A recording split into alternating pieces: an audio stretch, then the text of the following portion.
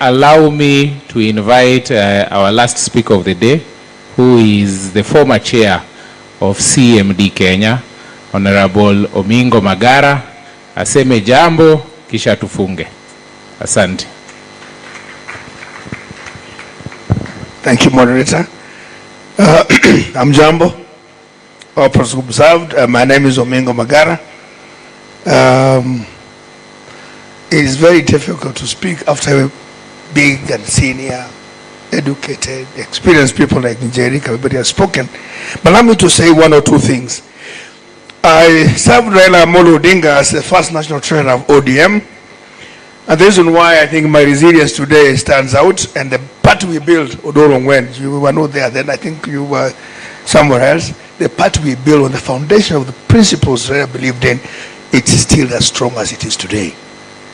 How I dream that many parties would be like that we can be able to listen to people's wishes and actualize them. This man Raila, allow me to say three things about this great man Raila. Simply said, a Democrat and a social democrat for that matter. Wonderful man. Unajua Raila used to listen to people. People were wondering, why is this man so popular? He was speaking to the hearts of the people. Before he go to Kisi, he'll do a scan through and say, what is it that's hurting our people on the other side? When he speaks, you could say euphoria. Ujamaa ati yako na mashetani. Alikuwa anaingiza watu, yani ile roho yao inachemuka. That's the man we are talking about, Raila Odinga. A resilient man. Jamaa anatuangwa paka anatolewa hata makucha na ngolewa katika cell. He never gave up. This man Raila Odinga, my friend. This man Raila had dreams that he would never set aside. And he lived to actualize most of them. This great man Raila Odinga. I see many people, and for sure somebody said here, those ones who are vilifying Raila are the ones he built. Unfortunately, thankless human beings. They're the ones who are vilifying Raila. Let me say this for all of us who are sitting here today. Nyinyi ndio mlikuwa mna haja na mambo ya Raila, because we want to listen to every bit everybody said about Raila. Thank you so much. Clap for yourself, those who are sitting here today. Wale wameenda, they are political tourists, I could call them. But most finally, and this is very important, we have had everything good about this great man. Suba, Churchill. Yes, we have listened to it, and people have recited so emotionally about it. It will go all to naught if all of us don't live that legacy of Raila Odinga. And when I hear a leader pretentiously shedding crocodile tears and saying, I love this great man, he saved my government. Shamelessly, when he's dead, you can say, yeah, he's the only one who would have beaten me.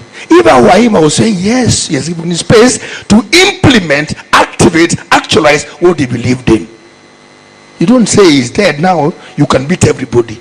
I would say he's passed on, but I'll carry his torch. That tells you we're hypocrites in the real sense. Yes, he has passed on, but are still a young people dead and accounted for today. That's what Raila stood for. People are saying, if he was here, tungesema resist payment of stupid, impossible taxes that clerk says. You imagine, friends, Julius, yani, I take empty land that belongs to myself, I take your money and build for you, and I sell that house to you. Surely, how worse can it be more than a car as Abnuasi? Do you know the story of a car as Abnuasi?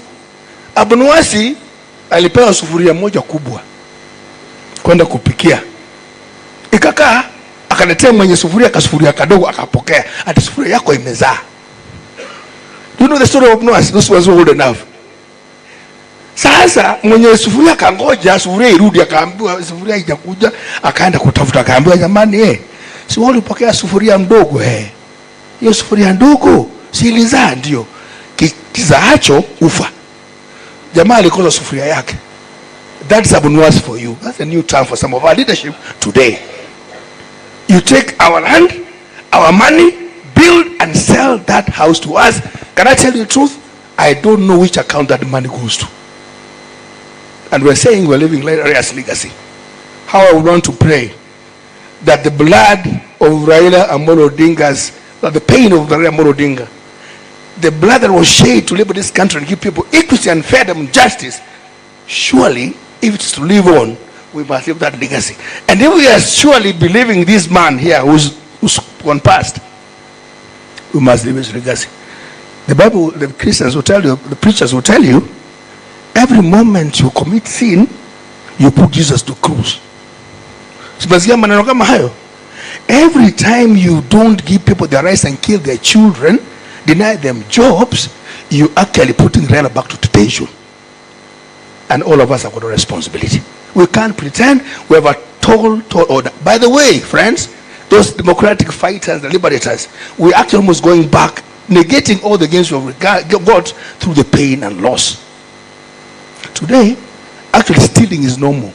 Jerry Yawa. Stealing is normal. That is your leadership. And I pray, I don't know where you belong, but sometimes I say in my mind, regardless of what you think about me, we are getting seriously impatient. And I told the IEBC, you have a responsibility not to light this country. The anger in the underbelly of Kenya is so hot that if there's a trigger like this, we will not have a country. But because of what we believe in, all of you seated here today, you have a responsibility. Surprise, surprise. We said we're going to give our young people jobs. The best we're doing is exporting them to slavery. And we say we want to be a first world country in a few years, when indeed you actually killing education, which is a natural equalizer. You are not industrializing. You have a dream to make Kenya a first world country, but you are doing a video on air flying that I have a dream. It is not your dream, it's a Kenyan dream. Am I talking to somebody? We must dream with you if you think you have a dream. And a leader who says, I have a dream, so the team leader, we better watch him. And give him a red card. Please, if you care, those ones who are going to vote. This country must change. It will change. God bless you. God bless you.